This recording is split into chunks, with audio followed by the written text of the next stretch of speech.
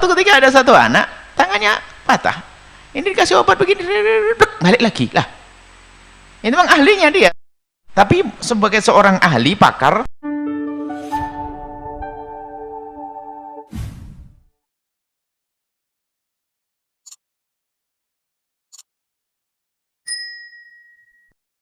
Assalamualaikum warahmatullahi wabarakatuh.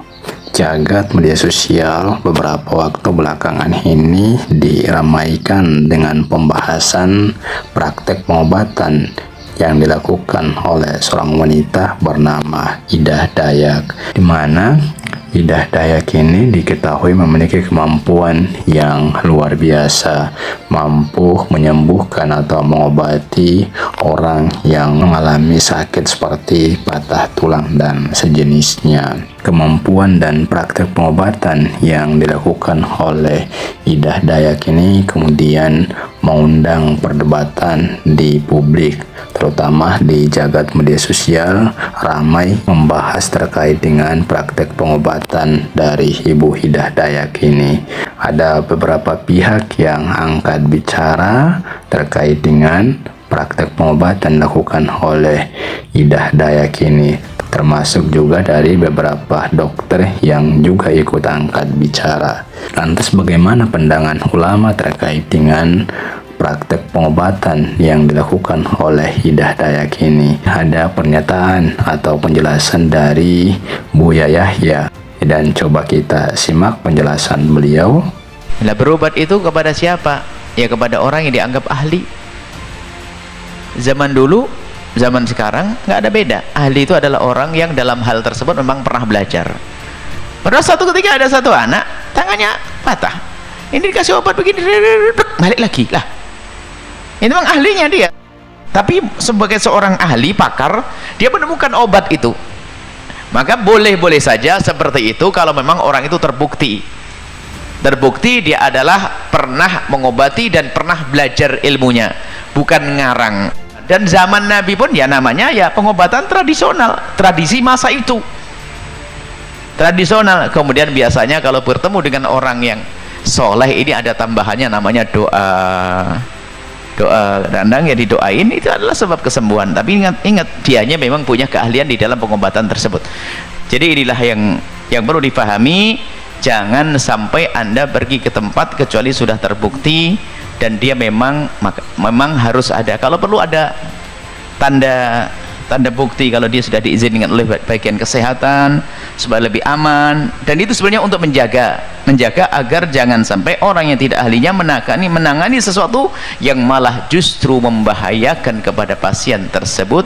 Ya, seperti itulah penjelasan yang disampaikan oleh Buya Yahya terkait dengan praktek pengobatan tradisional. Dan memang penjelasan yang disampaikan oleh Buya Yahya ini tidak terkait dengan apa yang dilakukan oleh Idah Dayak. Namun dari penjelasan yang disampaikan oleh Buya Yahya ini bisa dapat kita simpulkan bahwa praktek pengobatan seperti yang dilakukan oleh Idah Dayak ini boleh saja dilakukan jika itu dilakukan oleh orang yang memiliki keahlian seperti Idah Dayak.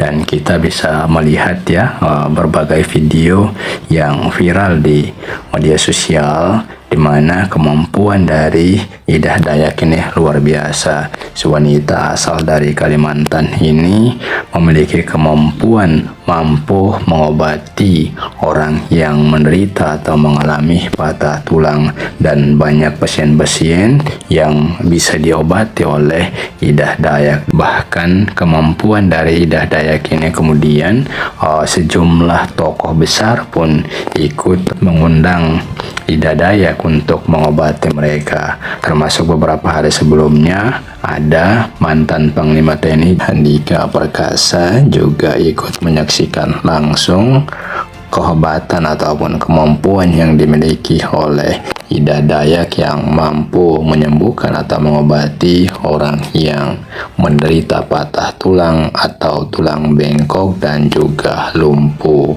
Dan juga tokoh lain seperti mantan Kepala BIN Hendro Priyono juga ikut menyaksikan atau melihat secara langsung kemampuan yang dimiliki oleh Idah Dayak tersebut.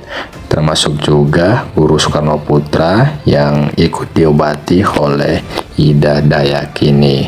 Jadi memang kemampuan yang dimiliki Ida Dayak ini luar biasa, di mana kemampuan yang diberikan Allah kepada Ibu Ida Dayak ini bisa mengobati orang yang menderita patah tulang, tulang bengkok, ataupun bisu dan lumpuh sekalipun bisa dapat diobatinya. Ya, demikian ulasan kita, semoga memberikan pencerahan. Amin. Wallahu a'lam. Assalamualaikum warahmatullahi wabarakatuh.